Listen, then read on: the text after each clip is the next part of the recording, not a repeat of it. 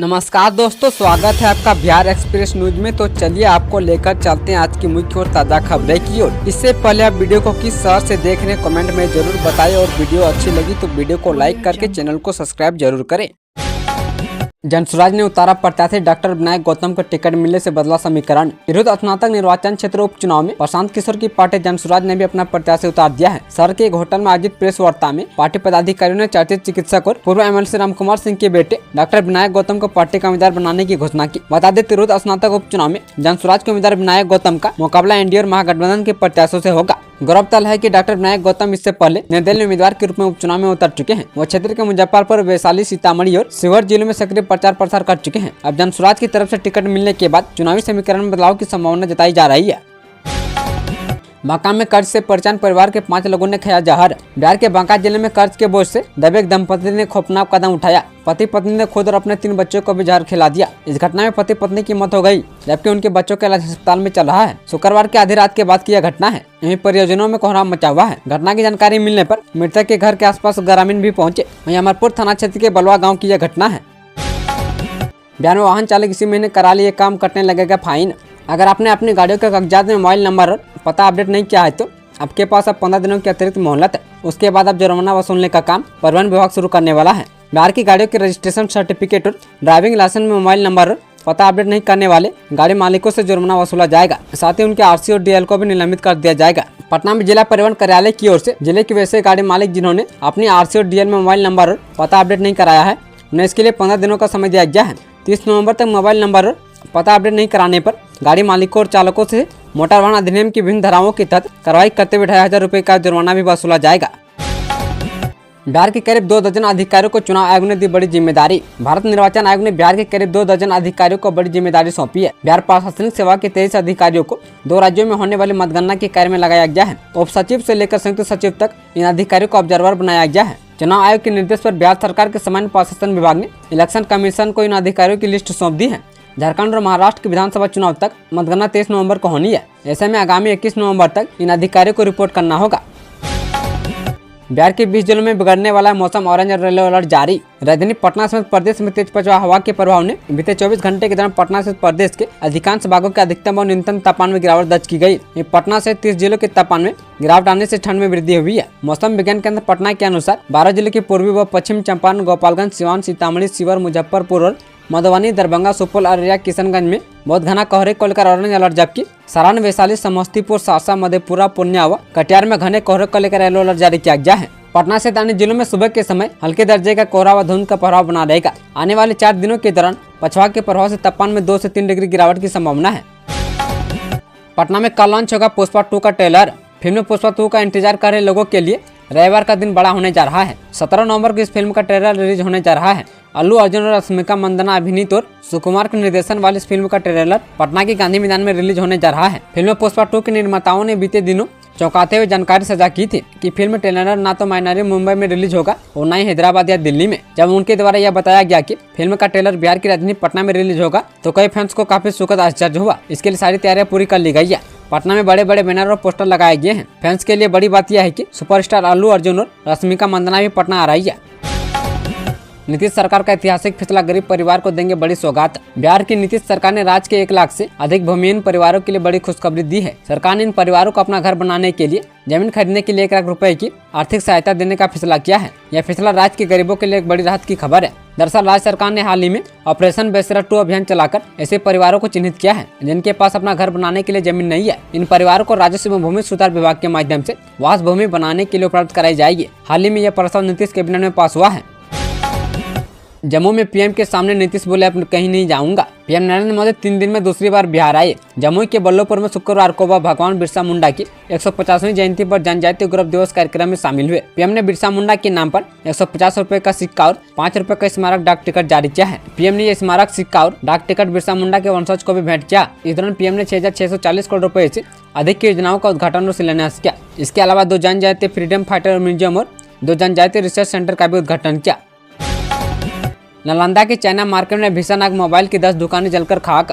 नालंदा के लहरी थाना क्षेत्र के रामचंद्रपुर मोहल्ला स्थित चाइना बाजार में उस समय हड़कंप मच गया जब अचानक आग की लपेटें दिखाई देने लगी। बताया जा रहा है कि आग इतनी भीषण थी कि इसने 10 मोबाइल दुकानों को अपनी चपेट में ले लिया।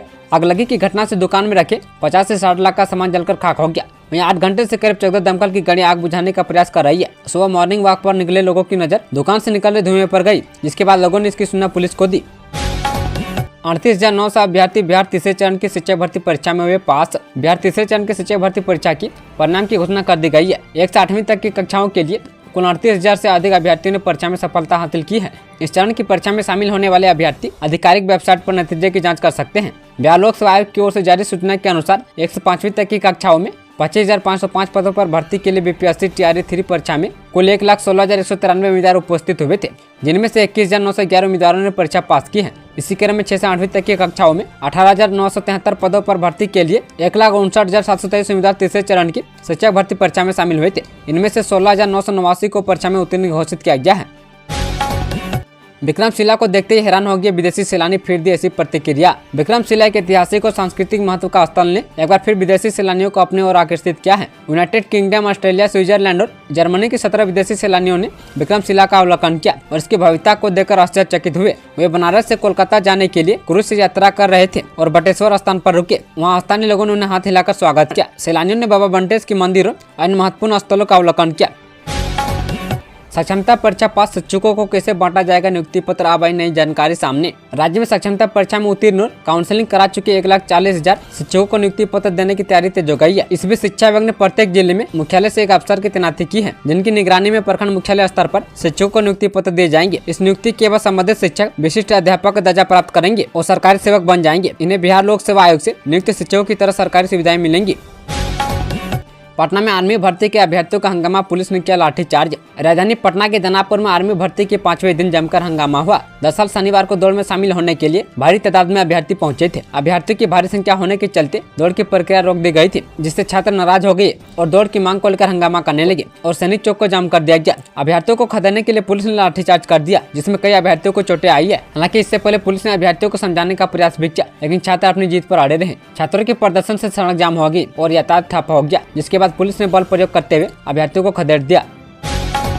बिहार के सरकारी अस्पताल में युवक की मौत के बाद आंख गायब। बिहार के सबसे बड़े सरकारी अस्पतालों में से एक पटना की पीएमसीएच में एक मरीज की मौत के बाद उसकी आंख गायब हो गई। परिजन ने आरोप लगाया कि डॉक्टर ने उसकी आंख निकाल ली। वहीं डॉक्टर ने अजीबोगरीब बयान देते हुए कहा कि मृतक की आंख चूहा खा गया। यह मामला पटना स्थित नालंदा मेडिकल कॉलेज एवं अस्पताल का है। शनिवार को इस मामले पर अस्पताल में लोगों ने जमकर हंगामा किया। बताया जा रहा है कि गोली लगने से गंभीर घायल होने के बाद परिजन युवक को लेकर अस्पताल आए थे, जहां इलाज के दौरान उसने दम तोड़ दिया था। मौत की सूचना मिलते ही परिजन अस्पताल पहुंचा तो देखा कि युवक का एक आंख गायब है। इसके बाद डॉक्टर पर आंख चोरी का आरोप लगाकर परिजन हंगामा करने लगे। आईसीयू में तैनात डॉक्टरों का कहना है कि ऐसा लगता है कि युवक की मौत के बाद चूहे ने आंख निकाल ली है।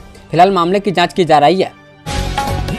बिहार की 25,000 किलोमीटर ग्रामीण सड़कें होंगी चकाचक, 2 किलोमीटर रोड बनेंगी डबल लेन। सूबे की 25,000 किलोमीटर ग्रामीण सड़कों का पुनर्निर्माण किया जाएगा। यह फैसला राज्य सरकार ने लिया है। साथ ही राज्य भर के लोग अपने इलाके की ग्रामीण सड़कों की जानकारी ऐप के माध्यम से ले सकेंगे। ऐप में हर प्रखंड की ग्रामीण सड़कों की पूरी स्थिति की जानकारी रहेगी। इसमें सभी प्रखंडों के सड़कों के नाम रहेंगे। कोई व्यक्ति ऐप पर जाकर उन सड़कों के बारे में जानकारी पा सकेगा। अगले 15 दिनों में यह ऐप काम करने लगेगा। शुक्रवार को सूचना भवन में ग्रामीण कार्य मंत्री अशोक चौधरी ने प्रेस कॉन्फ्रेंस में यह जानकारी दी। उन्होंने बताया कि यह सड़कें कुल निर्मित 1.17 लाख किलोमीटर ग्रामीण सड़कों में से 5 वर्ष अनुरक्षण अवधि से बाहर है। साथ ही रूटीन अनुरक्षण के लिए स्वीकृति को लंबित है। राज्य मंत्रिमंडल द्वारा पारित नई नीति के तहत पथों का दीर्घकालीन अवधि अर्थात 7 वर्षों के लिए मेंटेनेंस किया जाएगा।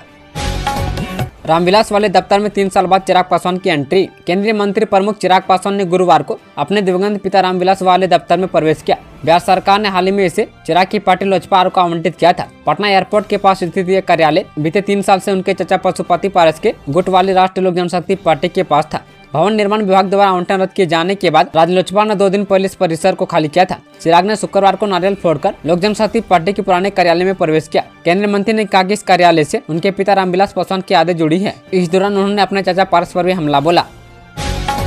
उत्तर बिहार को नीतीश सरकार की बड़ी सौगात, मुजफ्फरपुर में बागमती पर 815 करोड़ से बनेगा पुल। हर साल बाढ़ से तबाही झेले उत्तर बिहार को नीतीश सरकार ने बड़ी सौगात दी है। और में बागमती नदी पर 3.35 किलोमीटर लंबा नया उच्च स्तरीय पुल बनेगा। यह पुल हथौड़ी, अतरार, भवनगामा और स्टेट हाईवे का हिस्सा होगा। स्टेट हाईवे 21.30 किलोमीटर लंबा होगा। इस पथ पर अन्य पुल पुलियों का भी निर्माण किया जाएगा। गुरुवार को मुख्यमंत्री नीतीश कुमार की अध्यक्षता में हुई राज्य मंत्री परिषद की बैठक में इस प्रस्ताव को हरी झंडी दी गई है। राज्य मंत्री परिषद ने इनके लिए 815 करोड़ रुपए की योजना मंजूर की है। ग्रेजुएशन में अब नहीं लगेंगे 3 साल, 2.5 वर्ष में ही ले सकेंगे डिग्री। ग्रेजुएशन पूरा करने के लिए छात्र छात्राओं को अब पूरे 3 साल का इंतजार नहीं करना पड़ेगा। स्टूडेंट चाहे तो 2.5 साल में भी पूरा कर सकते हैं। विश्वविद्यालय अनुदान आयोग के अधीक्षक जगदेश कुमार ने चेन्नई के एक कॉलेज में इस संबंध में हाल ही में आयोजित हुए एक दिवसीय सम्मेलन में जानकारी दी है। यूजीसी अध्यक्ष ने कहा कि शिक्षा निकाय स्टूडेंट के लिए तेजी से डिग्री को पूरा करने के लिए विकल्पों पर विचार कर रहा है। इसी क्रम में स्टूडेंट को 3 साल का पाठ्यक्रम, 2.5 में और 4 साल का पाठ्यक्रम 3 साल में पूरा करने की अनुमति दी जाएगी। साथ ही इसे अगले शैक्षणिक सत्र से लागू करने की योजना बनाई जा रही है।